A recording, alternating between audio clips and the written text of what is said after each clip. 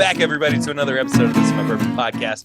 I'm your host, Perry. With me this week, remotely, but still with me, is my co-host, Eric the Whiskey Mutant Smith. Apparently, there are some people who love the 13-year Dickel bottled in bond. This just in.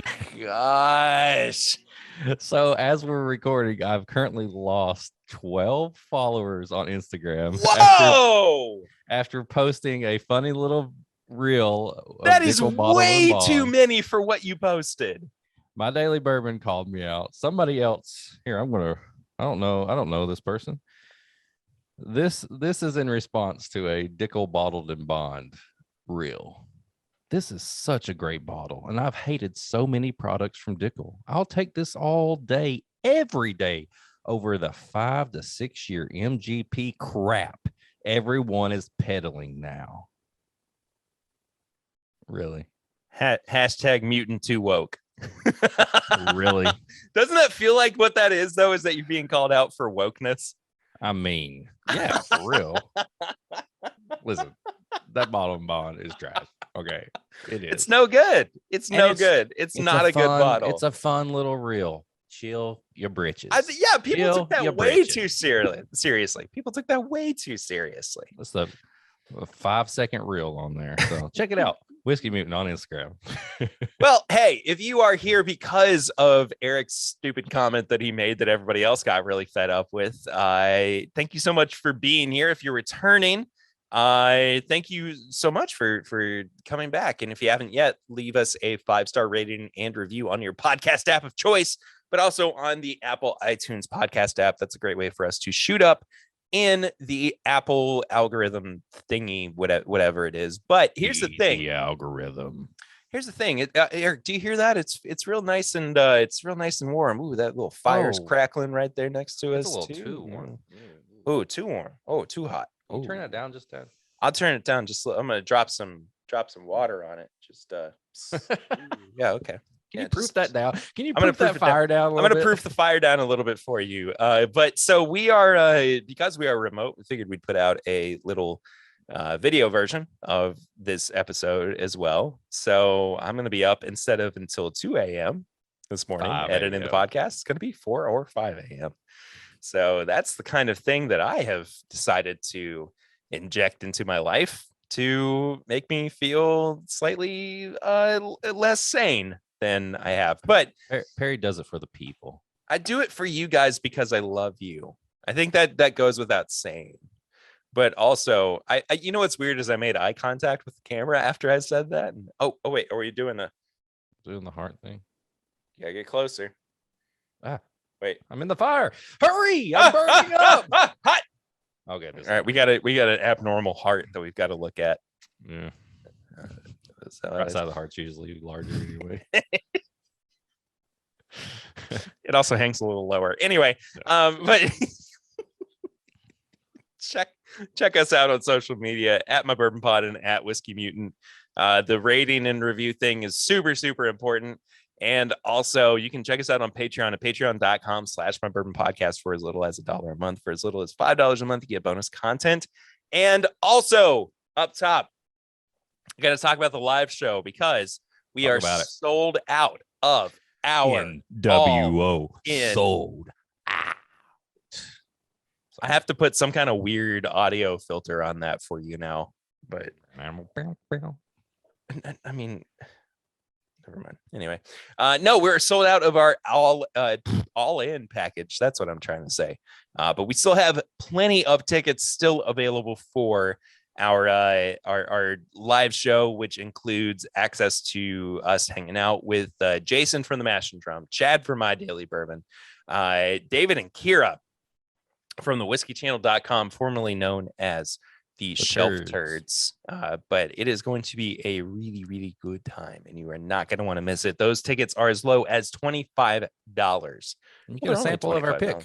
You get a sample of our pick. You get some food as well included with free drink the ticket. Event. A free drink ticket. We're going to be working on some cocktails as well to make for that event. But if nothing else, you can just get a bourbon and Coke and call it mutant madness. Yeah, sure. Why not? Do a little vanilla Coke with it instead. Yeah, because that would be different. Because it'd be, and there's a dun dun dun dun dun dun Dun dun dun dun dun dun dun dun dun. Yeah, you get. I pick up what you're putting down. Yeah. Okay. There was something else I was going to say. I can't remember what it was. This editing's going to be a little bit looser this episode because I got to do a video with it as well. I don't know. I'm sure it'll come back around to me at some point. But in the meantime, we normally start out episodes with Sips and Snacks or Flying Blind. And this week, Eric has actually doubled up for me. Oh, yeah, on baby. Sips and Snacks and Flying Blind. So I know what the snack is. That's the only thing. Snack is. It's Coffee Crisp, which was given to us by Andrew West. Yes, our residential Canadian. Canada. We've got other Canadian friends who listen to the show, but he's just our morgue. Yeah. He's our horror. He's our morgue. He's our what? Mortician. That's not what I heard. But okay. What did you say? I heard there was no M or T sound on there at Force. Oh Lord. Yeah, well, that's just what I heard. We're over Zoom, so I mean things are gonna change, but I've never had one of these. So I based this just on what I thought it was going to taste like. So you didn't even have like a taste of it before? No, I opened it up, gave you your half, came home, got everything set up, and I based this whole pairing on just what I thought was going to work. All right. Well, so it smells amazing. It's got this real like mocha thing going on with it that I just love. I love wafer stuff on the inside of things. I like that a lot. Yeah. All right. It's nice and airy. Let's do the pairing, and then you can also tell me what you think about this pour as well. I don't. So wait. So are we going? Are we going for the pour over first, or are we take? No. I mean, like first, are we going for the pour over? No. Let's just do normal. Okay. All right, that's good. I like that. I feel like I know what that is. Think so? All right, I'm going to do a pour over. That wouldn't happen to be a double oaked product, would it? It depends on your definition of double oaked. I mean, we can argue about finishing all day long, but all Perry, that's where it's at. All Perry.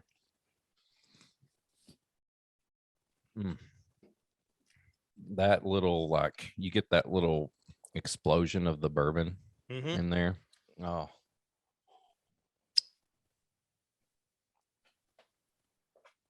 When we are back together for next week's episode, I also have a flying sips and blind snacks for you. The flying blind sips and snacks. Yeah. Okay, that's good. It's really, really good. That's freaking good. It makes it kind of like fruity as well. Got kind of a berry thing going on. You know what I'm saying? I'll tell you what else it does after I reveal what this was. But I want you to try the pour by itself to see if you can give any guesses. So now you can fly and blind it. Let me get some water first, then. Always hydrate. Stay hydrated. It's going to help break up the mucus in your chest as well. Yeah, you're trying to get rid of.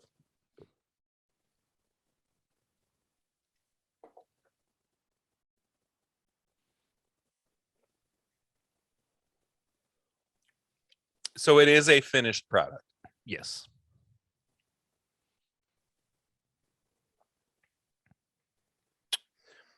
And you said it depends on my definition of what a double oaked is. Well, I mean, it's finished in something, so it was obviously in one thing and then put in the other. So, but that doesn't necessarily mean that it's like a double oaked product. I mean, is this a toasted product? No. Okay. I feel like it could have been really good with like a Penelope toasted. That's pretty funny because I have that over here because I was gonna have a little bit of it. I actually might have a little bit as well. Did you get? I got Did you get a new one? I got the one from Jackson's Wine and Spirits. Oh, I was going to ask you if you got that. Yeah, dude, they still got some left. I can't believe we haven't seen each other that much recently to where you haven't had this. No, because we recorded last week and then we've been working, both of us. So barrel strength toasted, 116 awesome. proof. It's really good. Great. 4 to 5 years old. So soon though, I hope. But yeah, I don't know what this is. I mean, of course, my initial reaction was that this was a finished product. So I'll take that at the very least. But you want to guess proof? Let me take another sip.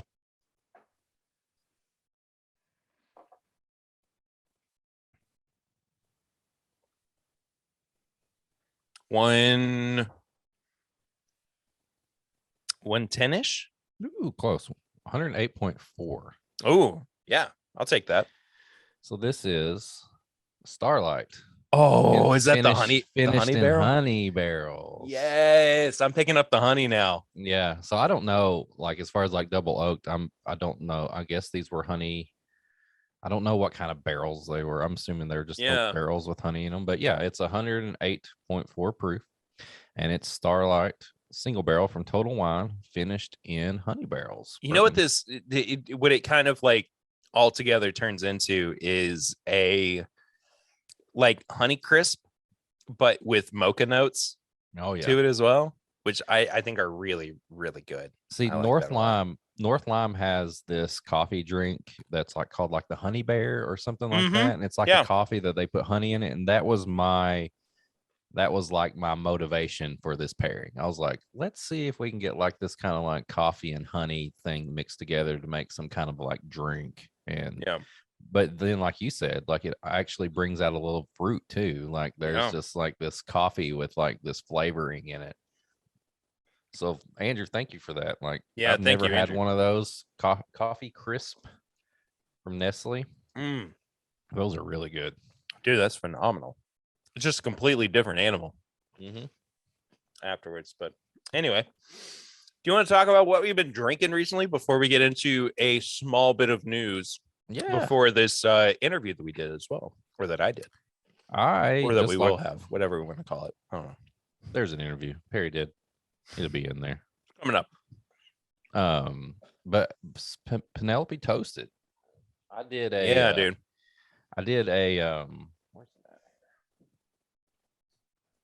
I did a chicken nugget and barbecue sauce pairing. Yeah, you did. And I went through a few things with that. But what ultimately came out on top was this Penelope toasted I have from this one is from Bourbon Finds. I think I might have used just a regular toasted off the shelf.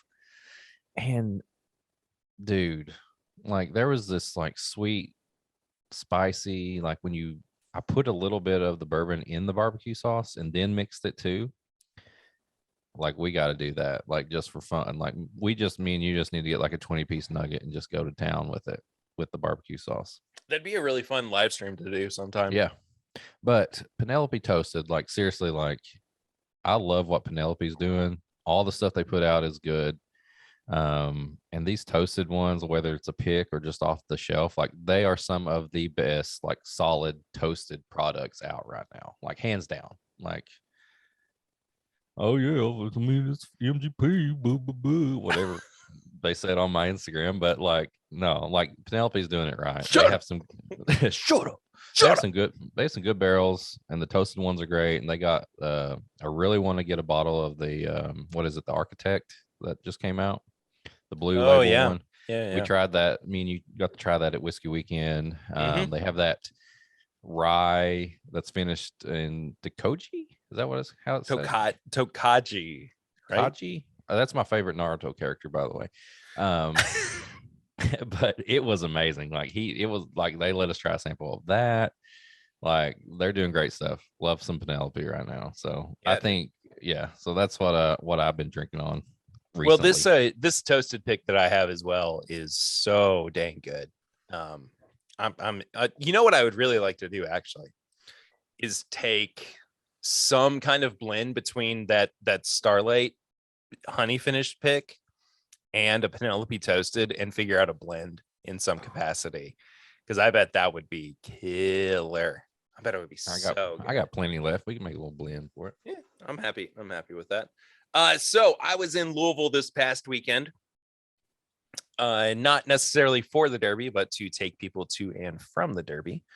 And I was a bus driver for that. I killed a bus driver. But anyway, no, I was taking people to and from the Derby, and I successfully avoided drinking a mint julep throughout the weekend. Job. Which congratulations, you I did feel yourself a favor. you know what I would rather have is a mint old fashioned. Yeah, Which I actually had this morning. And it's because my habits are completely skewed because of the way that we record the podcast right now. I had a coffee old fashioned. Nice. Which was really good. I used espresso instead of a coffee liqueur. And it actually turned out really, really good. Imagine that with the coffee crisp. Oh, do you have another one? I've got about half of one left. I couldn't remember how many he gave us. Well, he gave us each one, and I've eaten half of the one he gave me. And you've eaten half of the one he gave me. Yeah. So I guess you got to have the other half of the one he gave me. Andrew. It's not hard to ship candy, right? Right. Like you can ship candy, can't you? Please. Or I'm sure we can find some coffee crisp somewhere. Probably. I think you can order most of that stuff, but it's just so nice getting it for friends. It is for so free. Yeah. I'm sure if we went to like World Market, we could get it. Probably. You know, right next door to the Total Wine in It wouldn't remind me Hamburg. as much of Andrew though, of him handing it to me in person Fair in my enough. hotel room while we're drinking and recording. A very good point. But I also got to see our buddy Darren Wright this weekend. Oh, Darren. And he brought along a new riff pick that he said I was going to be all about. And sure enough, I was all about it. It was What proof was it? 114. Dude, you it go. was killer. It reminded me a lot of on the nose at the very least. Buttered popcorn. Ooh. Kind of went a little bit that way as well on the palate, but it had a little bright spot as well that I really liked. But overall, just a spectacular bourbon. And we got something in the mail that we have not yet reviewed, but we will be doing so before long in one capacity or another. But the Larceny Barrel Proof B522. Okay. 123.8 proof. Is that one of the higher ones? It's one of the higher ones, but it is not the highest. I think in the first year, and I screwed this up when I was talking about, I think last year's B release. I said that was the highest proof one that had come out, and it was like 124 point something. But in the first three releases, excuse me, in 2019 or 2020, I can't remember exactly what it was. Gotcha.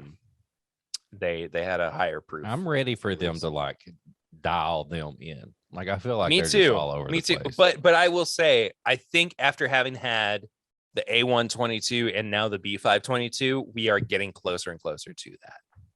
So, also one more thing that I've had recently that I think I should at least note, but that we haven't actually reviewed yet. It's the Wise Man Rye. Don't give me that face. You were there when I picked it up. I know. I don't want to say too much about it yet, but it's I gotta review that. I gotta. It's significantly different, I would say, from the Wise Man bourbon. Shout out to my buddy Mike Green for he listened to the podcast and he said he spit out his drink when he was listening because we mentioned that the Wise Man won an award, and I think we said what in the poop category. No, you said that. I said that. You said in the poop category. Oh, I'll live that up. Yeah, Okay, you should I'll definitely take take credit for that. That's not a me joke. That's a you joke.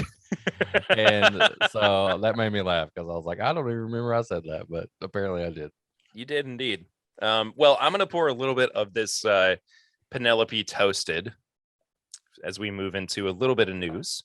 But where'd it go? I'll do the same. Well, there we go. We're working together, America. Cheers. Cheers. I'm actually pouring it into the Starlight Honey glass just to see if anything's like kind of Get a picking little up. Yeah. Yeah, I think that if we wind up doing that blend, and I know that we're going to, it doesn't need to be like 50-50, because I feel like it's gonna, if we did 50-50, it would get a little too honey-y. Like it might need even just a few drops, according This was to the same glass I had the honey in as well. So I don't know how much it picked up. Do you think anything? I just smell that toasted, man. You can instantly. I don't know if it's the fire behind us or this, but this is just. I feel like it's like it's feeling good. I feel like I'm ready. I'm like ready for in a holiday Halloween right now. Yeah, it's time for our holiday special. Spooky. Not gonna put that edit in. So I want to talk about a couple of things that have either been kind of floating around in the bourbon sphere or have already kind of been confirmed first and foremost. So we're doing a little bit of bourbon rumors, I guess, on top of the news that we normally do. But I don't want to specifically point out people or sources or anything.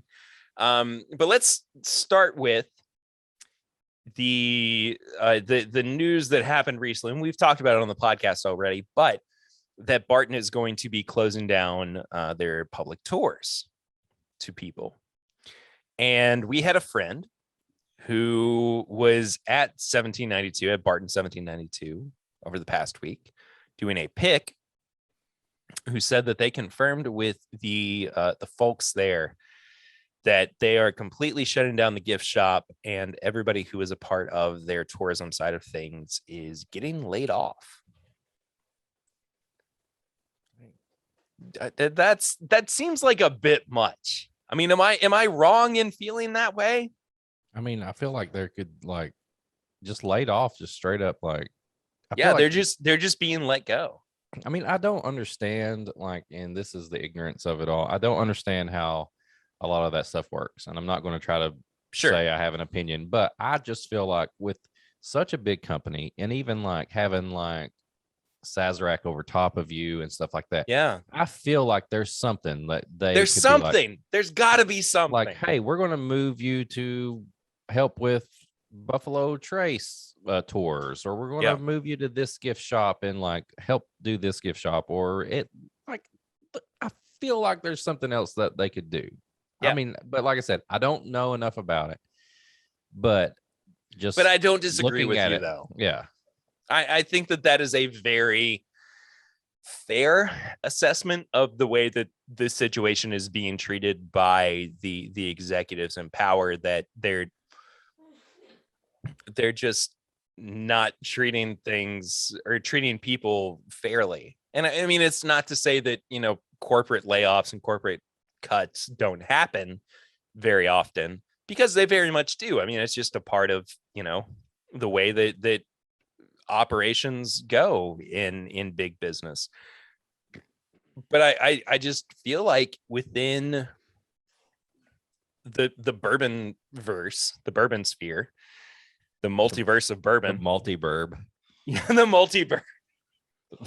I feel like there is always supposed to be a place for people, and it's weird to see Heaven Hill expanding and adding new jobs, but a company like Sazerac, who owns Buffalo Trace in 1792, is laying people off.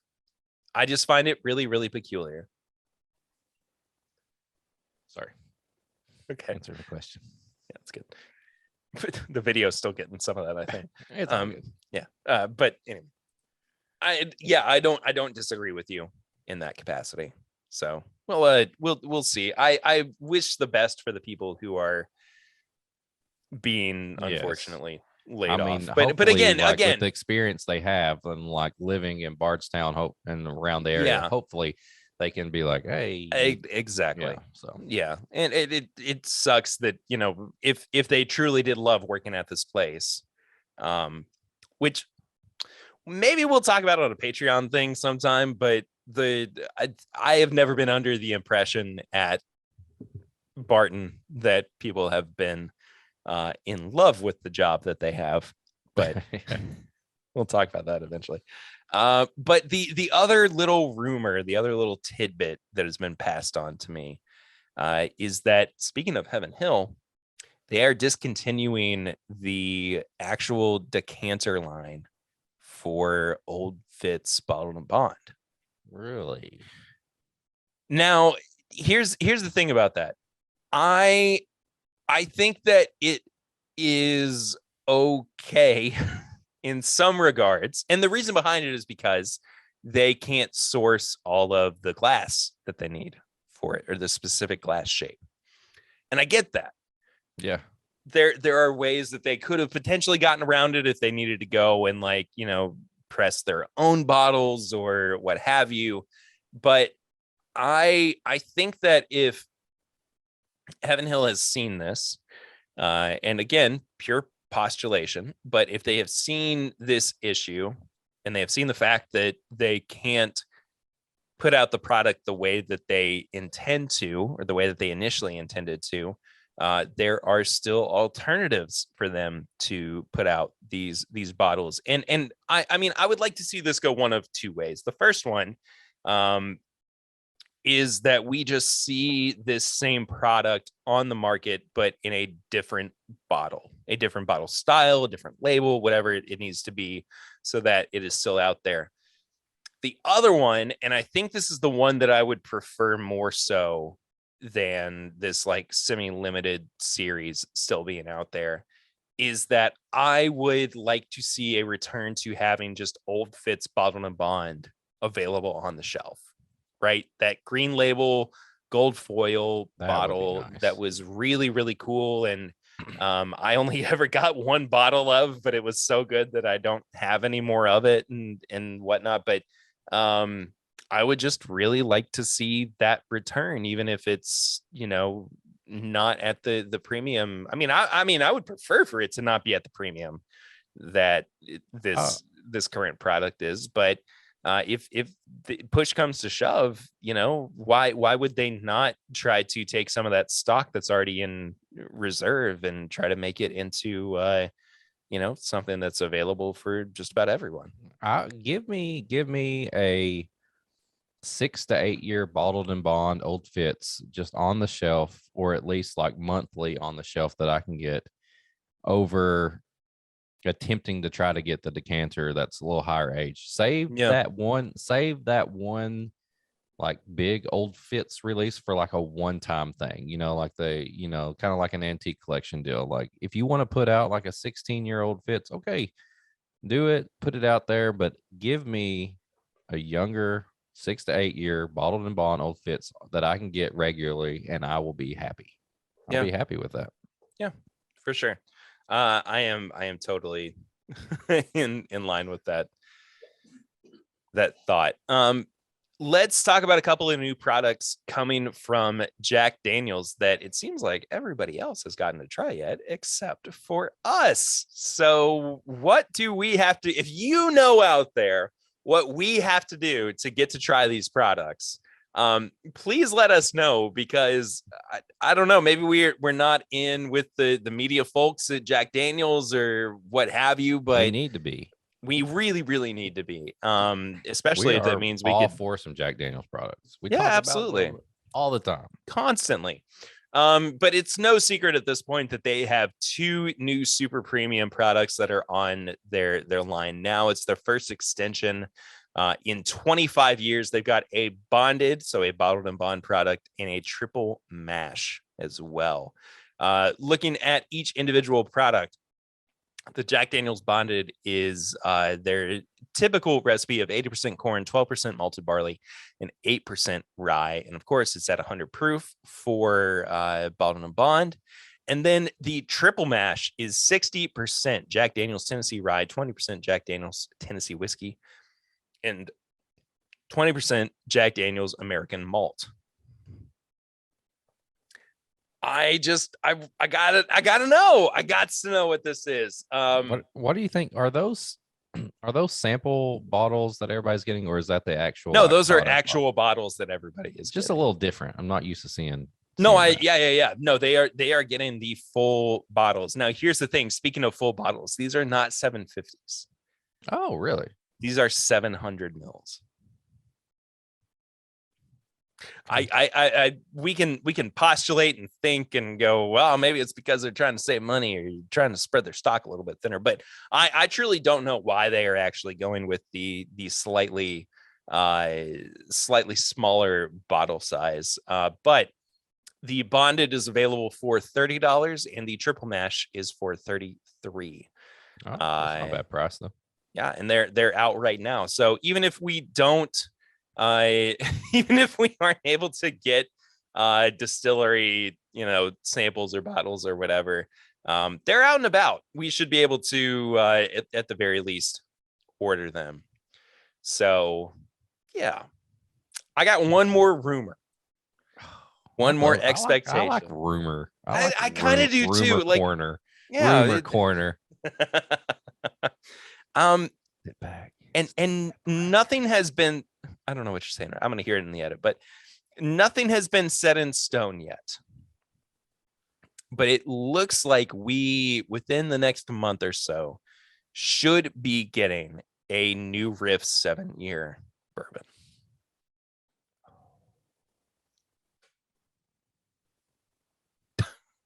What do you think it's gonna be like? I mean, I'm just thinking like I don't know. I mean, I'm hoping. Always excited about New Riff putting out a 1-year older product, and Wilderness Trail putting out a 1-year older product. Like I want 7-year New Riff, I want 7-year Wilderness Trail, and I just wanted to keep going.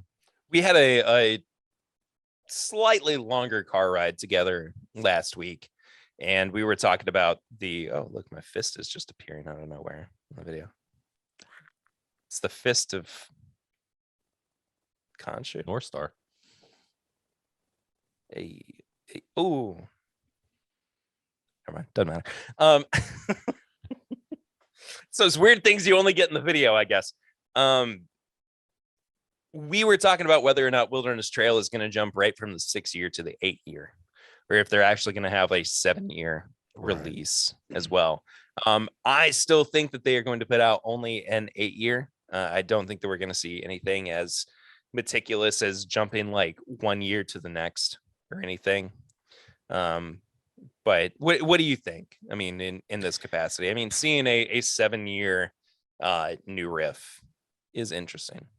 I'm very intrigued by it. I don't know. Like, I want to see a 7-year Wilderness Trail, like in side by side on to see, because I feel like we've kind of followed each of these companies as they've, got higher age products. But I guess it's one of those things where you just got to leave that decision into the master tasters and distillers to be like, this is ready, or we need to give it another year. So yeah. But then, like, I would love to see just some random, like, even if I don't even get to try it, just some random pick just show up that's like, somebody got a 7-year Wilderness Trail pick, and like, or like a gift shop, like they're releasing like just one. Like, it's not even like they don't even have to like put it on the shelf as far as like the main stores. It's just like gift shop release only, single barrel 7-year, and I would drop whatever I was doing right there and run and get it at the moment. Like, I would have to. Well, off the back of that too, and it is, I think, a pretty good indication that we are getting close enough to where these slightly higher aged products are definitely going to become a norm. But we talked about like was it the full release info or just the TTB label on the new Riff Sherry finished rye whiskey. Oh, I think we talked The about the malted rye. release because they said you could get it in the Yeah, I Bourbon think Club and stuff like that. I think we did it as well. Which, since we did So- a pick, we're in the top priority on Yeah, we that are. club now. Yeah, we are. So So that is still out and about for people who are in the boot. considering that. We are going to take a pass this week talking about releases because there's not really anything that is super pressing that we need to touch on. But I will I will talk about I would say 2 TTB labels for this week. And it's kind of this ongoing saga of these these Maryland ryes. Are we still the Yeah, Baltimore's finest or Yeah, whatever? we still got one. This Baltimore's finest from MGP. Yeah, last week we talked about the Sherbrooke unfiltered straight rye whiskey, at 14 years old. And this week we are seeing the Mount Vernon straight rye whiskey, which is also 14 years old. Not Mount Vernon, Kentucky. No, it's a 95.5 rye from MGP or Ross and Squibb or whatever. That is being LDI. bottled in Seagram's? that is being bottled in Baltimore. But I mean, it's cool that it's that old. 108 proof, but okay. I mean, Stop saying it's Baltimore whiskey. It's not Baltimore whiskey. If anybody in Baltimore though wants to send me a sample of some 14. Oh no, I want to try MGP rye. Let's go. I want to try that. Let's go, really please. That's not something that I want to sleep on for sure. But yeah, so if you're in Baltimore, Maryland, you got like 3 new ryes that are on the horizon. Nice. So I am super incredibly excited that we are getting to sit down with Roman Alexander. Roman's a country artist from just outside of Kansas City, right? Yeah, Parkville. So Yeah, man. probably 15, 20 minutes outside the city. Yeah. Cool, dude. But you've got a bunch of new music out right now, and you're on tour and everything. You're stopping here in Lexington First as well time. First at time. Austin City, which is crazy cool. Yeah. Crazy cool. But first of all, welcome to the show, man. Yeah, thanks for having me. Yeah, absolutely. Thanks so much for being here. Tell everybody a little bit about yourself. You've got this awesome new song out too. What's the newest one? It's Over Me. Over Me. Yeah, Yeah, dude. It's such a good song. Thank you. too. Appreciate it. Yeah, Yeah. absolutely. But yeah, let everybody know kind of who you are and what you do, man. Yeah. So I started playing music. I mean, that's not even. I have to. This is a loaded question here. I grew up in Kansas City, right outside. My family is from Kansas City. Yeah. My dad's side's Mexican, so they came up in the early 1900s and moved into Kansas City and planted their roots, and my family started there. My mom and dad met when they were 16, 17 years old, so both of them were not musical, like instrument wise or vocally, but they did. They listened. The house was always playing music growing up, Yeah, and man. so my grandparents were big gospel lovers and country music lovers, so I took a liking to that. And it wasn't before long that I started playing around the house acting like I was Elvis, because I love Elvis Presley. You And, reference Elvis a lot in your I music do. too. I'm glad you picked Yeah. up on that, because that's Yeah. one of the things I wanted to do, and I'll get to that. It just Yeah, for sure. it is something I think a little Easter egg, because he's such a pivotal part of my life. It was the moment when I heard him, I was like, oh, I want to play music. That's awesome. And I get that. yeah, Yeah, I totally get that. Yeah. For me, it was because I don't know how much background they gave before you came here, but like I also like a singer songwriter and do stuff like that. Not nearly as much as I used to, but like for me, it was like as soon as I started hearing like Dave Matthews and John Mayer and like Santana, even I was like, I want to do this thing. Yeah. Like I feel that drive for sure. it is. It's music is something. It is the universal language, but especially country music. I think that there's nothing like the storytelling in country music. And you are, I find your music to be deeply more authentic than a lot of country music is. Well, thank you. Right now. Yeah. And it's interesting, and I think it's this conversation that we tend to kind of have, that country music now gets lost in like the bro-ness of it all, and I don't really find that as much with your music. It feels more like, you know, your own experiences, and like you have actually like taken the time to craft songs based on who you are personally and what it is that you have gone through in your life. I mean, does that kind of ring true to your songwriting style? Yeah, I mean, I think when I was in high school, I took a girl on a date. I was a sophomore in high school. She was a freshman in college at the University of Missouri. So I thought I was really cool, right? Thought I was really cool. Cooler than I've ever been. You know, and I just thought I was too cool for school. Yeah. Which is why I did not go to college. I went to a concert up there in Columbia, Missouri, which is 2 hours away. I remember having to ask my mom to borrow gas money so I can take this girl. And I'm glad I went, because I walked in there and this guy named Sam Hunt was playing. Yeah. And people can say anything they want about Sam, but the one thing you can't take away from that guy and his music is his songwriting. Yeah, I love the music. I love production. I love everything about him. Yeah. But, you know, some people are very opinionated about it, and I understand it, but he was such a massive moment for country music. And right then and there, when I saw all the girls starting to turn, when I heard Elvis, I knew I wanted to play music. When I saw Sam Hunt play and Montevallo had just come out, this would be 2013, 2014, I knew, I was like, I'm going to be a performer. I'm going to play music for the rest of my life. And when I saw all the girls freaking out, I was like, I know he's doing something right. And hey, it's why we get into it sometimes, is we do it for the ladies. It's not entirely untrue. But I still do it for the ladies. So I love country music, but his storytelling, and to answer your question, and the statement was, storytelling and country music is what makes me love it. And I cut outside songs. There's a lot of great songs in Nashville, and the bro country thing, you know, it works for some people, or bro country, whatever that defines. I think like and I think I use that term a little bit looser, and I think and it gets thrown around very derogatorily. Well, it's already out there. Well. It's already out there. Luke Bryan, for instance, was the inventor of the bro country, in my opinion. Yeah. And I think there's different types of bro country. He just happens to be a very authentic form of bro country. Yeah. He is really good at knowing what his audience wants, and he gives it to them. I saw him in 2019 in Louisville. They had a festival that's not come back yet due to COVID and everything else, called Hometown Rising. Mm-hmm. And he was one of the headliners along with Dwight Yoakam. Like, Dwight Yoakam, who's just a legend, at least in Kentucky, you know, country music scenes.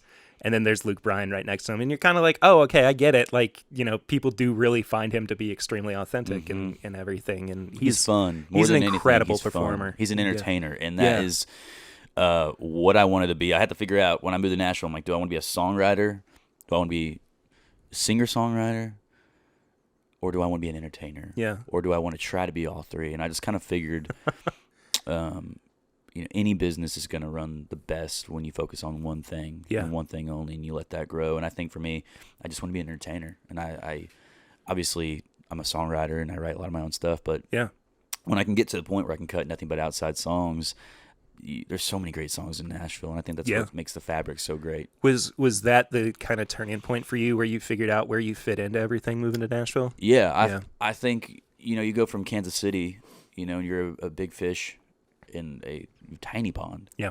And then you get to Nashville and you are the smallest fish in the the largest pond. And there's so many people climbing, and you take 50 steps forward and you get knocked back to 120, and you just have to keep chewing the dirt, and you'll never know when that moment will hit. Yeah. You know, like I had a massive, massive single during COVID that blew up everything for me. And you know, when the time ends for it, and you know, it fell off the playlist because it was on there for 10 months. You know, people have to get new music, and I dragged my feet on putting out new music, and it knocked me back a little bit, and then I had to work 20 times harder to get it back. It is, and taking that break from putting out songs, or really just doing what people consider to be, your thing Yeah. for a long time. I mean, it is hard to bounce back from, but Content too is tough. Yeah. Because TikTok, when COVID hit, it was like the thing. I had no idea how to do it. I still don't know how to do it. I mean, I have a great following on there, but it was. But are you doing it? You're not doing like TikTok dances or anything? No. Yeah. No. I'm not against it, but I just don't do it. Yeah. Yeah, exactly. So- I mean, but I think that lends itself to inauthenticity, Right. and being inauthentic. And I mean, if it's not on brand for you, then why pursue that Right. in any capacity? But I got to ask, circling back to Elvis, is the Elvis tattoo line, is that true? Do you actually Yeah. have an Elvis tattoo? Well, yeah. So on my inside arm, I have his autograph. I didn't really That's actually cool. get his autograph, Well, obviously, yeah, but yeah. he's got one of the most iconic signatures, and I got his signature. My mom's name. My whole family's Elvis fans, but my mom's name's Lisa Marie. Wow. And so I have the font from the Lisa Marie airplane because Yeah. it's Elvis's daughter's name. Yeah. Have that on my forearm, and then I got How Great Thou Art on my whole arm. So Dude, that's awesome. it's an ongoing thing. I think I get carried away a little bit too much with it, but I do love Elvis, and he is the ultimate entertainer. Talk about How Great Thou Art. Were you raised pretty Christian as well? Yeah, I mean, Yeah. definitely. My mom's side was more spiritual. My dad's side definitely Christian, and yeah, I can't go wrong with Jesus. I'm a big fan. He's a good dude. He's a good dude. He's got some pretty good things That's going right. for him. and That's right. everything. How Great Thou Art too is one of I think probably my favorite worship songs. Yeah. I mean it's Yep. up there. It's my It's favorite. up there, man. Yeah. Yeah, for sure. So let's talk too about specifically Mm-hmm. cocktail conversations. Yeah. Because that is just, I mean, of course, this is my bourbon podcast. We got to talk about bourbon, Yeah. at least a little bit, Yeah. So let's start out with talking about the inception of that song, and Yeah. then I also have to pick your brain on what you're typically drinking, and Mm-hmm. even what your preferred bourbon of choice might be. Yeah. Well, don't judge me if it's not a good bourbon. Dude, there is absolutely no Okay. judgment. All I mean, there is a whiskey for everybody, as far as I'm concerned. I think it's pretty good. I mean, it's not cheap. It's Jefferson's Reserve. Jefferson's is really good, I man. love Jefferson's Ocean and Jefferson's Reserve. Yeah. I remember. I think I liked it because my grandpa always drank it, and so Yeah. that made me like, okay, well, I just know it. I'm familiar with it. That's how so many. I mean, like my dad is a Maker's Mark drinker, Yeah. and so like I think that probably was the first bourbon I ever Yeah. tried, and then here I am. I love the palate that I'm starting to grow because Yeah.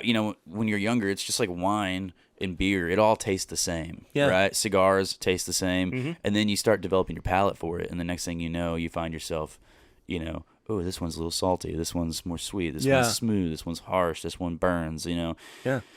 But going back to cocktail conversations, I did base the song off. I had the title in my phone for a long time because I do love bourbon. I love whiskey. Yeah. I like cigars. Anything kind of a little bit more classic and timeless. And so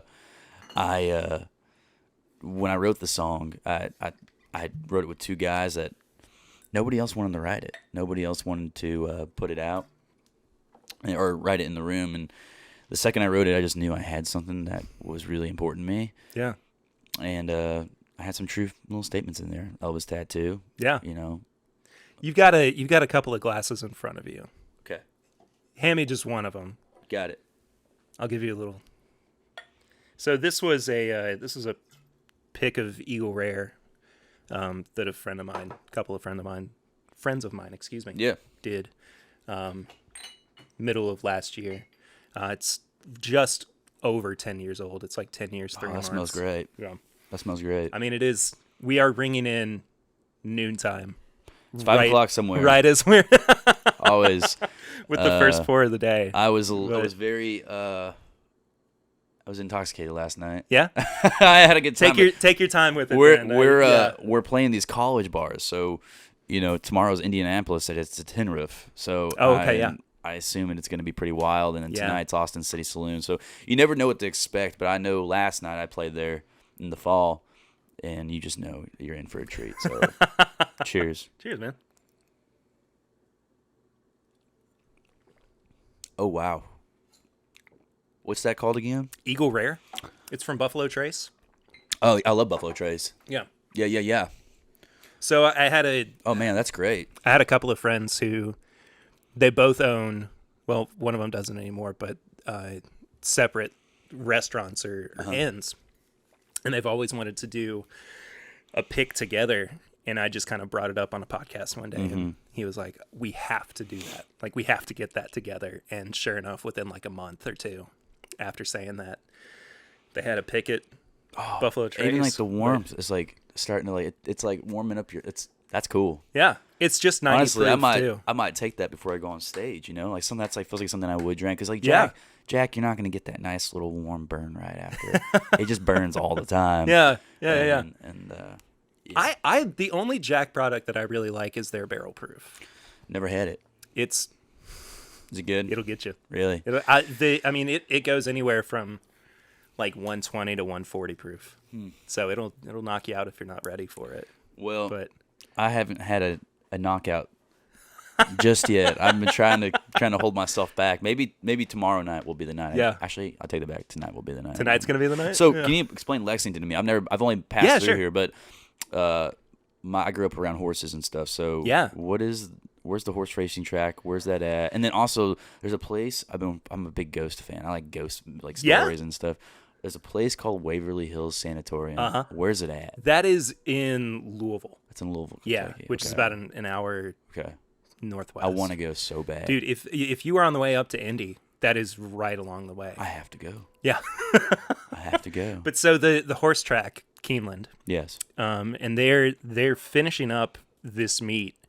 They've got their spring and their fall meets just because it gets too hot in the summer and too cold in the winters to run the horses. But it's just on like the very edge of Lexington before you get to, and I kid you not, this is what the name of the town is, even though it's spelled Versailles. Yeah. So We have one of those in Missouri too. do you have a Versailles in it's Missouri? Like the Ozarks, yeah. Yeah, that's awesome. I didn't know that. But it's a really, really cool place. And I mean, it's, very much a place for people and an excuse for people to get dressed up and, day drink and everything. But I mean, it is a cultural staple of It central sure Kentucky. is. We have that in Tennessee too, the steeplechase stuff. And yeah. where everybody wears the big hats and where everybody wants to be rich for a day. Yeah. Well, we're just about to hit the Derby too next Saturday. Where's the Kentucky Derby at? It's in Louisville. Okay. Yeah, that's it's right. at Churchill Downs. Oh, that's right. Churchill So, Downs. And yeah. I saw that War Admiral Lane was. Yes. Yeah. So that is I recognize that name of the horse. So.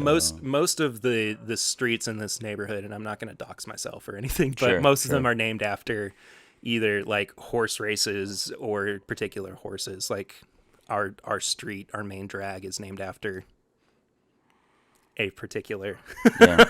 Yeah. a particular run. Again, I don't want to dox myself, Sure. but yeah, I mean it's very much ingrained in what we do around here. But It's a fabric. I like it. yeah, I love horses. And I didn't get to show you before we came in here, but our backyard backs up to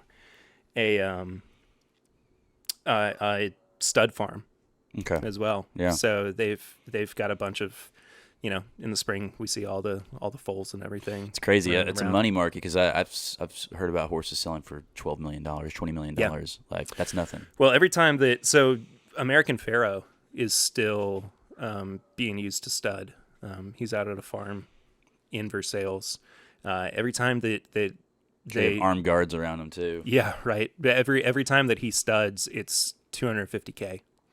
Like you're not the amount of money that you make actually running their horse is nothing compared to if they're good and you actually like get to sire them Yeah. out. I mean, that's where the money is. And I mean, people will pay for it. Saudi too. Arabia too. I mean, a lot of Yeah, like the uh-huh. princes and stuff will come over and buy the horses. Yeah, and stuff. and they have plenty of farms around here too. But I mean, it is very much Kentucky, despite the fact that there are other folks who come in and participate in it as well. But we got a little bit off track from No, from cocktail hey, it is conversations, a conversation. yeah. Look, we're living the song out. That's here. right. That's right. I'm a so cocktail. I mean, we put it out, and it in comparison of streams, it's nowhere close to Between You and Me, but Cocktail Conversations is the one that the crowd sings back to me every night. That's really cool. That's cool to watch. Yeah. It's a great song. I like it. I will always stand by it. That line,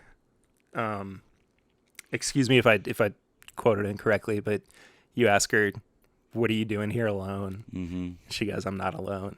There was something about that where it was Said, just, "Boy, I ain't here alone." yeah, that's yeah. Like there was just something about that line where I was like, oh, like that's when I got the song. Gotcha. You know what I mean? Good. Like Well, not that like it wasn't that I wasn't into it or that I didn't understand what the message was, but like that line was like, that's what tied it together. Mm-hmm. That was the like the focal point, the argument, as it were, that the song was kind of making, that you are always kind of with somebody. Mm-hmm.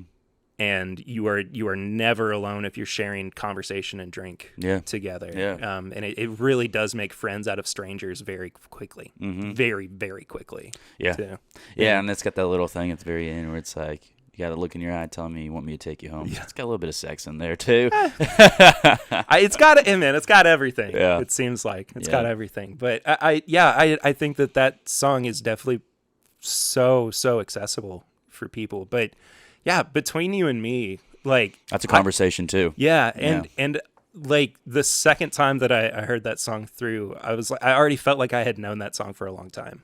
Like it just kind of resonated with me, I feel like. And I think that's something that as a songwriter, you're always kind of reaching for, that, you know, you want to create something that's infinitely timeless for people. I mean, do you get, what is the song, I guess, that gets shouted the most at you to play out of your repertoire? Cocktail. Yeah? Yeah, definitely Cocktail or Between You and Me. Yeah. Yeah.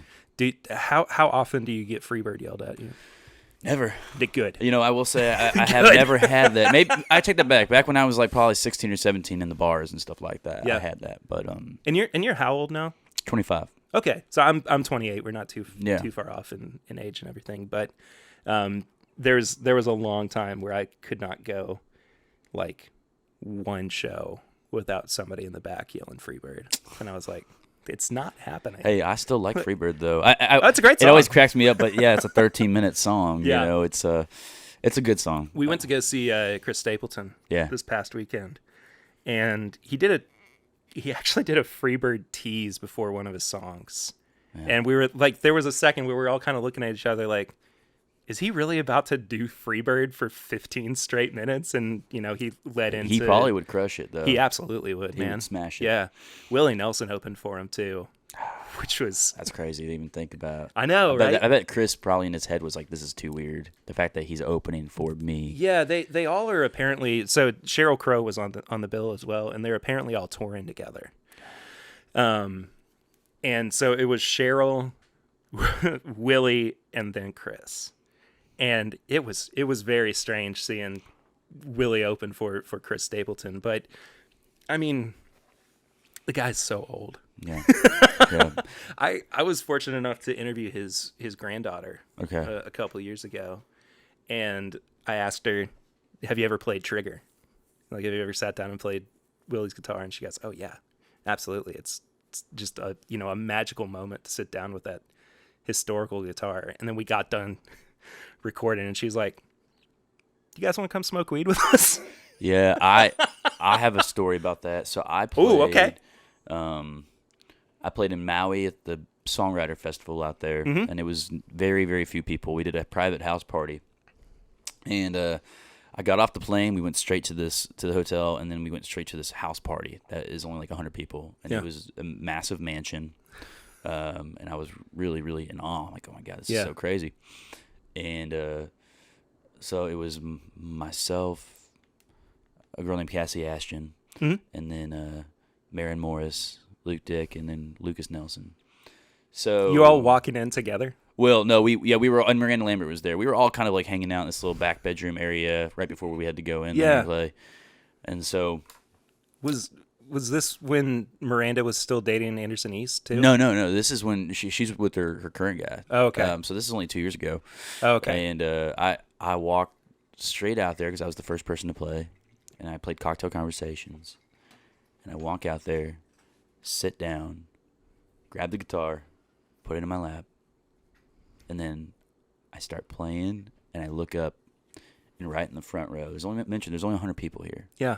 Vince Vaughn, Owen Wilson, like Woody Harrelson. Right. I know. What is this shit magical myself place? almost. Yeah, no kidding. And next thing you know, I look up, and there's Willie Nelson and Chris Christopherson sitting right next to each other in the front row, and they both had their legs crossed, and they're looking right at me, just watching me. And I stopped playing. I kept singing, but my hand wouldn't work. I was shaking so hard. And you can see, like, Willie gave me this nod of, like, yeah, it's all right, buddy. You're going to do it. You're good. Because I sounded all right. I couldn't play. My hand was so shaking. And I was in absolute shock. It was really cool. That's amazing. And he gave me a standing ovation after, and everybody did, and I thought that was really just an honorary moment. That's cool. incredible. I felt on top of the world, and the whole festival was great, but that one night, that one moment is what I've always thought about. The recognition from somebody like Willie. Yeah. Just... Well, and his son too. I hung out with his son, and we were drinking, and he's such a cool dude. He goes, "Man, you smoke weed?" "No, I don't smoke weed." He's like, "Well, go talk to that girl right over there. She runs the Willie's Reserve." "I don't smoke pot." Yeah. "I'm not against it. I You just don't do it." Yeah. And she offered all these different kind of strains. One's like lemon flavor. Yeah. All these different things, way beyond my knowledge. But it seemed interesting. It smelled good. I don't think I've ever, and I might. I'm gonna leave it. We were on a trip out west, and it's not legal in Kentucky currently. They're working on medical and everything. I feel like it'd be the last one because it's right here in the Bible Belt. We're getting there. Yeah. But we were passing through Colorado as well. And we stopped for dinner, and so I walked like two blocks back to their dispensary, and they're like, "What do you know what you want or anything?" And I was like, "I'm pretty open to suggestion." And like the first two things that they pulled out were Willie's strains, and I was like, "Yes, that is coming home with me, absolutely." And it was. It's good stuff. It's pretty nice. Yeah. Yeah, I have a really bad back. I really messed with my back. I played rugby growing up, and then I got car crashed, a year ago, and so my back's just not right. It's just I can't hardly sleep recently. Yeah. And I've thought about trying it just because I have done it once, and it did make me completely like pain free. I have for a night, and then I woke up in the morning and it hurt. But I have really, really bad anxiety. And like that's it gives me anxiety. Does it? It does. I think I have an allergic reaction to it though, because it makes me feel sick every time I do it. That's like I'm gonna throw up. That's a perfect excuse not to, Yeah. not to get on. But I mean, like gummies give me the spins, and pot like leaf actually makes me like throw up. Have you tried just CBD? I have. I don't notice anything. Yeah, and maybe I'm not getting. Maybe I should get the stuff with the THC in it. But yeah, the calming of CBD is what I look for the most with it. And I mean, I can feel a very significant difference just because I'm such an anxious person. Right. That once it hits, I'm like, yeah, I'm good. I'm good for the night. But there's always bourbon in the meantime. I've also learned that like cigars have just been my thing. That's just kind of been my I love vice. cigars. I do too, and I sound like I smoked like 4 of them yesterday, but I only smoked 1. That's also because you had a show last night. I had a show last night. I'm also trying to like rest my voice a little bit. Yeah. So I talk at this kind of like mellow right here. But usually I'm way more amped up. I'm like, "What's up, man? How are you?" But right before a show, that's going to be for the show tonight, though. That's right. So I am genuinely thinking I probably will come out. Good, you should, man. Yeah, we'll take good care of you. Yeah, I appreciate it. I hope it's packed, and I'm hearing good things so far. So we'll see. Just like I said, when you're coming up and you're on the rise or on the decline, you never know what to expect. This is my first time in Lexington, so if it's packed, I'll be happy. Yeah. And 99% chance that they might not know who I am. And sometimes you go to a place and they know every word to your songs, and it's just the weirdest thing. So hopefully that's one of those places, and if not, then we'll make them a fan. That's what happens, man. That's right. Dude, I appreciate you so much. Thanks for having me on. Yeah, man. It's been a lot of fun.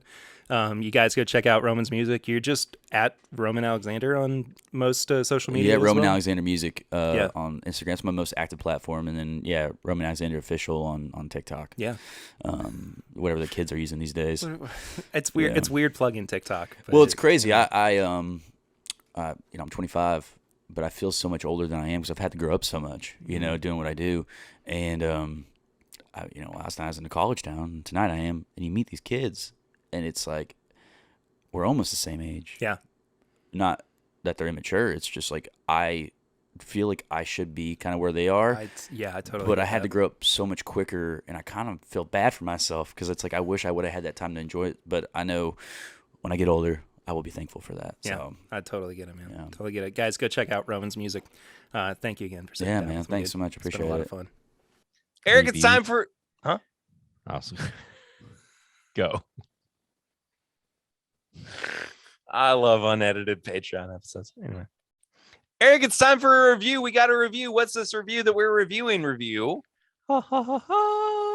It's finally the Four Roses limited edition 2021 bottle. Yes. I don't know what it is. I have not been able to get samples of the Four Roses LEs over the past couple of years. Despite the fact that other podcasts and media outlets have done so, but that's fine. Four Roses. I just, I just need to know what's up.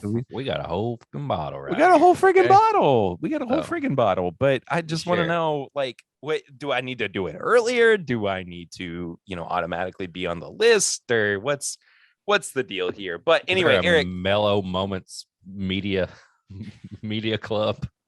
the media package for Mellow Mellow Moments Club. Media. Anyway, Eric, you have the bottle. You poured me a little bit when you ran by the house earlier, but tell me about the stats on this Four Roses LE. This is the small batch 2021 release. It's 57.1%. And 104.2 proof. yes. It has it has tasting notes on the back. I don't know. Skip them. Skip the taste. I'm not looking at them. This is bottle 7170 of 14,880. They had 14,000 bottles and they couldn't send us a 200 ml sample. Yes. They do say sediment from the barrel may be present in this don't care. non-filtered bourbon. It is so dark. But I don't have the exact recipe numbers or what they put in it. Well, let's look it up then. Let's go to the Googs. It is a good color though. Like I can't tell through because the fire in the background right now is just going through it. But dude, it smells so good. Oh man, there are some old whiskeys that go into this. Okay. A 16-year-old OBSV, a 14-year-old OBSQ, a 12-year-old OESK, and a 16-year-old OESV. Damn. So mostly like 16-year-old whiskey, I guess, but at the very least, like a 12-year-old product going into this. I have not had this in a while, but what do you think about it compared to the 20-year-old single barrel that we had towards the end of last year? I think you can definitely tell one is a single barrel and one is a blended product, if that makes sense. Like, when you smell like a single barrel, you get a little bit more heat on the nose. Yeah. It kind of comes right at you. You're like, that's a single barrel. There's nothing else there. This is like this is like a buffet.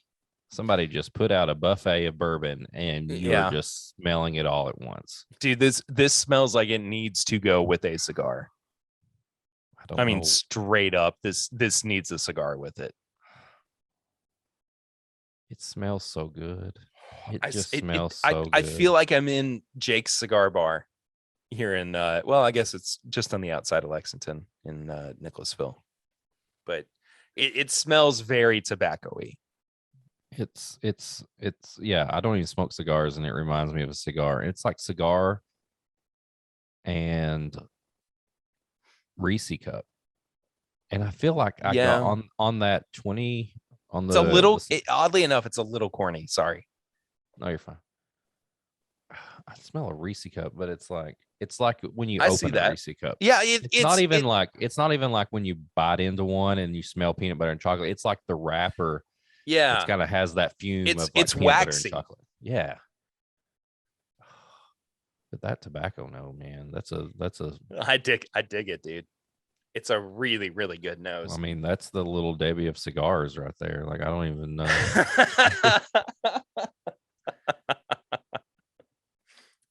That's like a freaking cigar cupcake.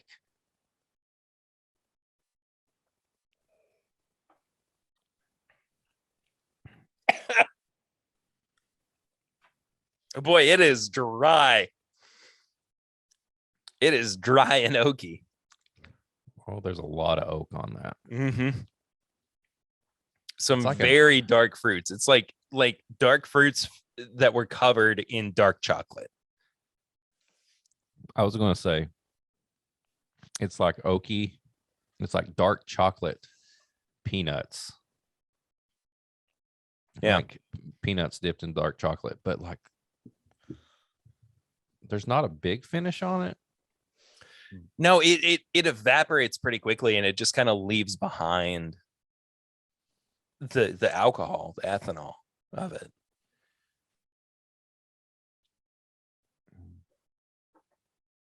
I think the finish is easily the weakest part of this, though. Oh man, if this had a bigger finish on it, it would be spectacular. I'm even getting like some snickerdoodle on like kind of around the mid palate. It's Yeah. like it starts out kind of peanutty, dark chocolate, like you said, but then there's like this kind of snickerdoodle cookie, like you just open the oven, you're tasting that smell in your mouth, if that makes sense. I like it a lot. I think it's as far as like what it should be based on the components. I think it's punching a little bit above its weight class as well. Does that make sense? Like I would be more inclined to think it's so dry and it's so oaky. I would be more inclined to think that this is like a 20-year-old or above product. This is like a 23-year-old Four Roses. Like if you've had a 22, 23-year-old product. Yeah. And it's not bad. It's just the oakiness of it is a lot. It's a lot. I mean, if you do not like oak, this is not going to be for you at all. This is definitely something that if you were setting up a tasting for somebody and you were kind of going through like different waves of like bourbon and stuff, and you're like, do you want to know what oak tastes like? Yeah. Like, let me pour a little bit of this for you. This is oak. I mean, look, I mean, like, I wish you could see, like, you can kind of see the legs just like dripping down on that right there. Like, oh my goodness, it's so viscous. That's pretty special.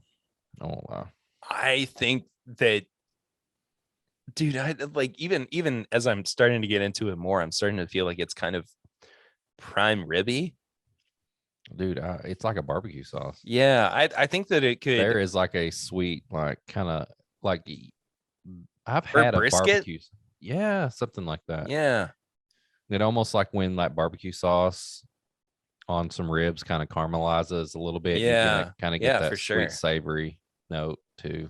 I think this is like almost the perfect example of what it would be like to pair a steak with a bourbon. And I think that this this is the prime ideal whiskey to throw into that, you know, and a lot of people go for, you know, a single malt or a scotch or something that's got a little bit more heft to it or feels a little bit more manly in some aspects. But I think that this in and of itself is like, it could easily be the thing that you have with like a really good cut of beef. I mean, like I'm even thinking about the wagyu that you cooked for us. I was getting ready to say you get something that has a lot of like marbling and like that fat Yeah. that runs through it. Yep. Like that fat, like when you pair steaks and whiskey, like I've said this before when I was doing the steak and stave, like if you want to get like a lean piece of meat, you want to get something that's almost a bourbon or a whiskey that's almost like adding like a rub to it. You want something spicy, hot. You want like almost on Yeah. borderline and rye. But you get like a piece of wagyu or a really good New York strip that's got good marbling. That fat in the middle of that meat is going to like absorb a lot of things, and like you can take sweet and you can take dark chocolate and you can take the oak, and it will just mingle and mix with all that. And this, like you said, like we've went through different phases of just tasting this, and like that's the like this would Yeah. be perfect with a wagyu. Yeah.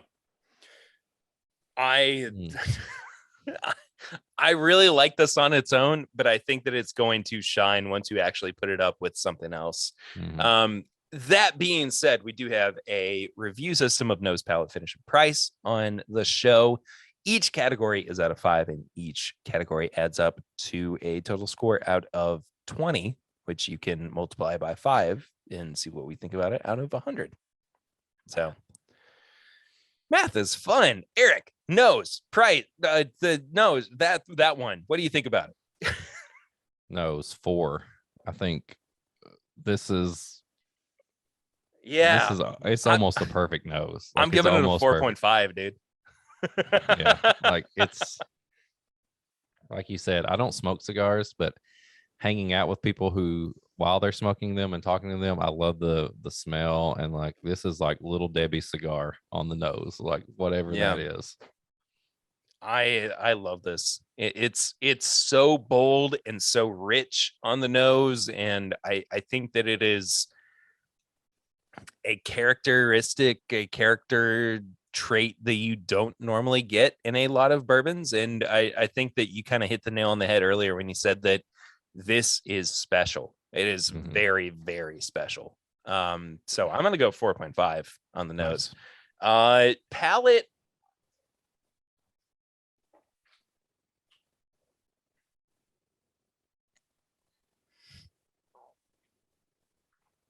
It goes a little bitter with that oakiness for me.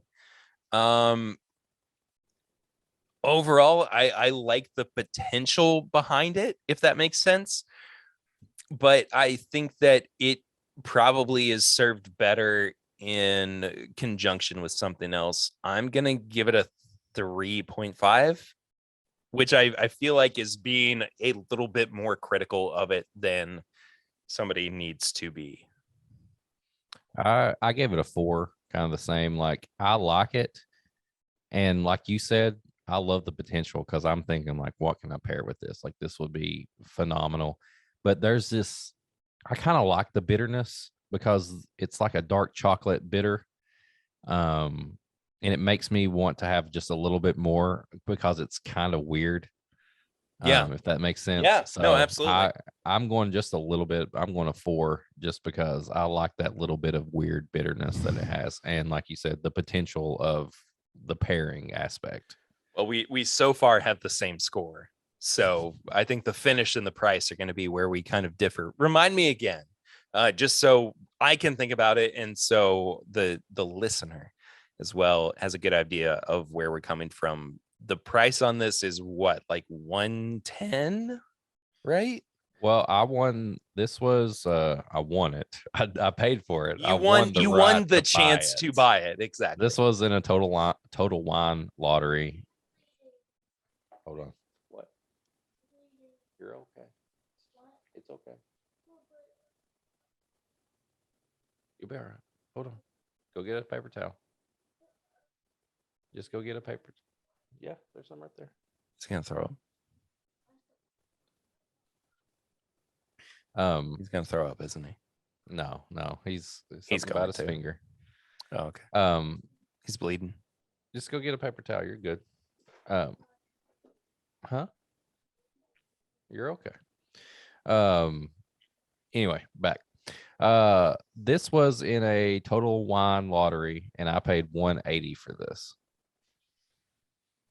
What's MSRP I don't know. though? Let me look real quick. You look at that. Yeah, I paid 180. This was my total wine price was 180. 150 is the MSRP. Okay. So I was a little bit off, but not. I feel like in the past it's been like that. Yeah. You definitely. I think that is easily an acceptable amount of money to pay for this. This is a pour that if I pour it and drink it, it tastes the price range. Like I feel like this is like I said, it's special. Absolutely. I mean, I would probably pay a little bit more for it actually. So Do you think though that there's anything similarly priced that could that could compete with this? And like I'm thinking about the Heaven Hill 17 year the Heritage Collection or whatever it was. I mean that was what going crazy. That thing is going for like what $1,400 on secondary right now. Let me what was it, 250? I don't remember. People are loving it though. MSRP 275. 275. So this but as far as like comparing the two of them, I think that if you are paying but see, even still, that's like $100 more to get the 17 year. I think the 17 year is probably a better product overall. Am I crazy for thinking that? No, that 17 year was in its own league. Yeah, I'll be honest. So where do we But kind of place this? I mean, is this within the 12-year-old WLW and George T. Stagg releases? This is definitely on BTAC level. Yeah, I think. But okay, let's back up a little bit. The finish, I think, is probably the most lackluster part of this. I wish it had a better finish. Yes, I do too. I think it goes a little bit astringent and a little bit bitter, and I think, I don't know, it's still kind of presenting like some cedar and oaky notes, and there's a little bit of like maple syrup, but it's overwhelmingly like just bitter on the finish, which I hate. I want it to be so much more. I don't even know if to me, it's not like I like the bitter, but like it's just short. Like I feel like this should be like lasting. Yeah. I gave it a 3. I was battling with it as well, but I think that I'm going to give it a 3 too. Okay. So I think we have the same score 11 right now. Yeah, we definitely have an 11. But at the MSRP of 150, I mean, but here's the thing. The Four Roses LE products can be so hit and miss. Yeah. Right. I mean, like they have not had big time winners over the past few years, but excuse me, they have had products that have been acceptable at the very least. You know what I mean? Yeah. At 150, I still think where Four Roses shines is all those single barrels. Yeah, and I do think that the small batch select is their best core product. Yeah, I really, really do. I think that bottle is phenomenal across the board. I want the small batch LEs to be better. If we're talking about just kind of across the board, how they have been, one way or another, I'm going to give it a 3.5. Did you also give it a 3.5? I already added it up, like because I was like, it's a great price. Like I drink this, and I'm not. There's just other things I want. I'm not mad that I paid that much for it. Yeah, I think if this was about a 120, like it would probably be a lot higher. Yeah, for me. I agree. But yeah, like it's great. It's special, especially on the nose. Like you want to give somebody something to taste some oak. This is where it's at. if that finish was a little bit longer and made me like that, if the finish was special, like the nose was, it would be almost 4s and 5s across the board. Yeah. If that makes sense. For sure. So we both had 14.5 out of 20. Yes. Yes. Way to go, us, I guess. But yeah, I think if you see this, you should definitely grab it. Let's do a pretty quick tips and bits before we wrap up the show. I'm sorry that we have to kind of rush through a little bit of this, but parental duties are calling the both of us. True. Yes. I would say. What is a thing that you want to recommend to people this week that is not Doctor Strange in the Multiverse of Madness? Yes, that's coming. That's a whole different subject. Yeah, we're gonna do that separately. I'm all like, it's been a lot of anime for me lately. There is a Well, just knock my mic over. There's a new anime movie on Netflix called Bubble. Beautiful art, amazing soundtrack, very emo storyline. Basically, Tokyo's underwater and these kids are parkouring around and there's this like natural disaster happening. That's all you have to say. Jeez. Great movie. Bubble on Netflix. Kind of sounds like Akira. Kinda. It's like Akira, but Yeah. like a love story, and there's parkour. Oh, okay. The final season of Attack on Titan has ended, but there's also Wow. a third part of the final season that we have to wait for. So we are now waiting for the third part. So of it's the not final over. No. We're waiting for the third part of the Shut final up. season. That's so obnoxious. So anyway, One Piece they just had episode 1015. And Perry, let me tell you, like, it's such a consistent show. I've watched every episode, and they just had one of the most amazing episodes of the entire run. And it was in episode 1015. So One Piece, love it. And then there's a newish anime out on Crunchyroll called Spy Family that I highly recommend. It sounds familiar at the very least. There's only like 4 episodes out right now. Basically, a James Bond type, the best spy you've seen, has to save this nation. In order to do that, he has to pretend he has a family. So he adopts a little kid who then has also like some special powers. And then he has to find a mom to pretend that they're a whole family. And he ends up finding this girl that he likes, but she turns out to be an assassin. But none of them know each other's secret. So the whole time you're watching this pretty much super spy assassin family act like a family, and they have no idea that any of them have these powers of That's their own. awesome. It's so good. It's so good. Spy Family on Crunchyroll.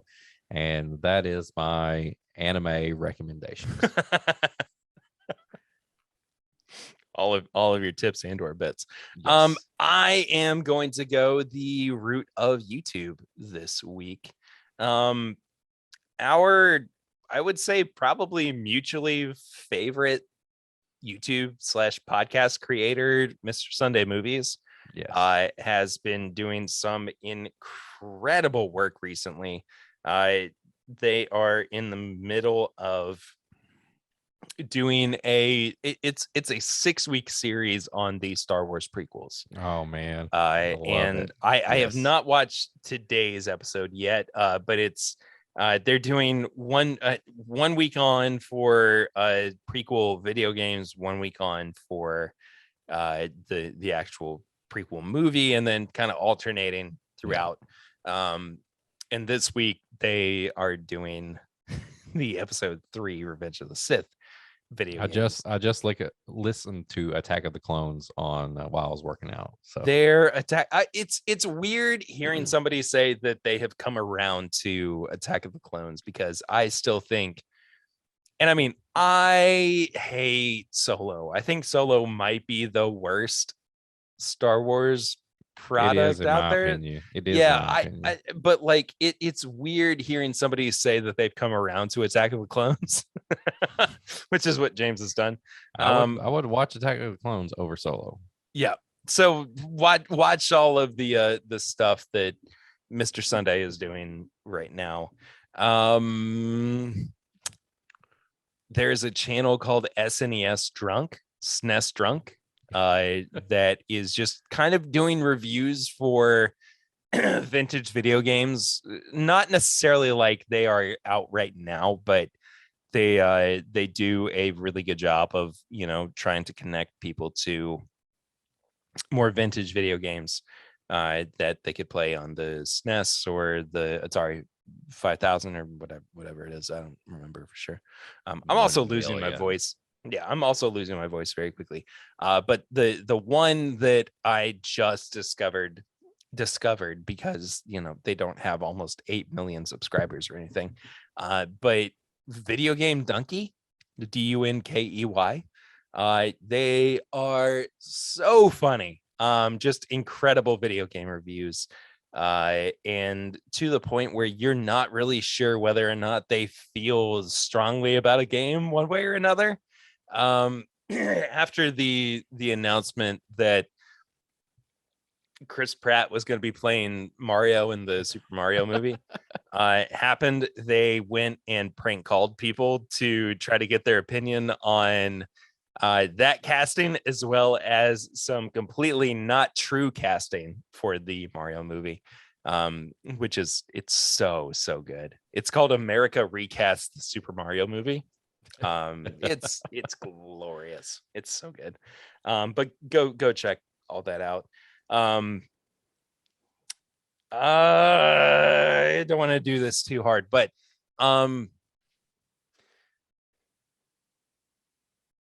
support women.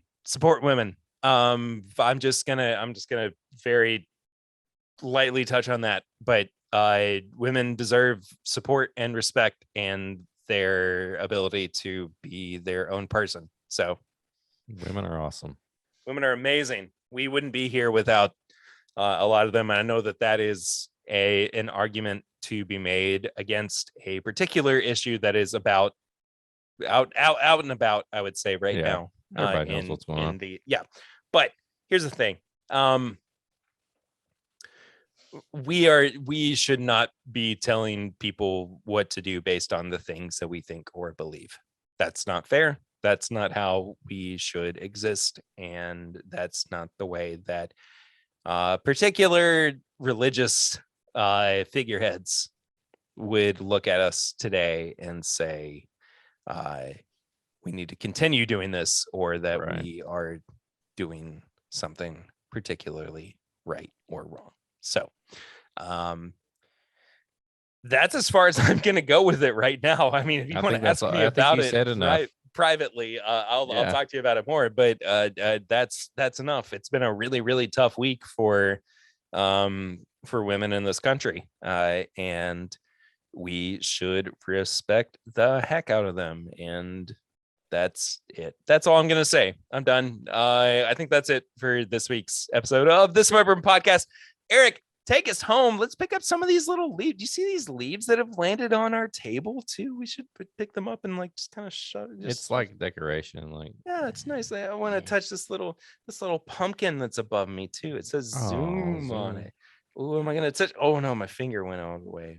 Anyway, tell these people where they can find us. What are the things they can do?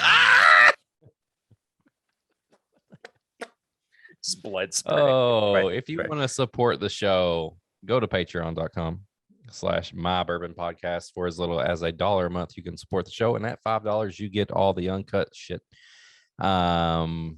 We had pours from the floor. You can go back and listen to Sample Irresistible episodes. You get uncut.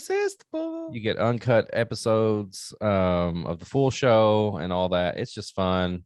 You got early access to the meetup, hotel links and barrel picks and all that stuff. So this is My Bourbon Podcast on Patreon.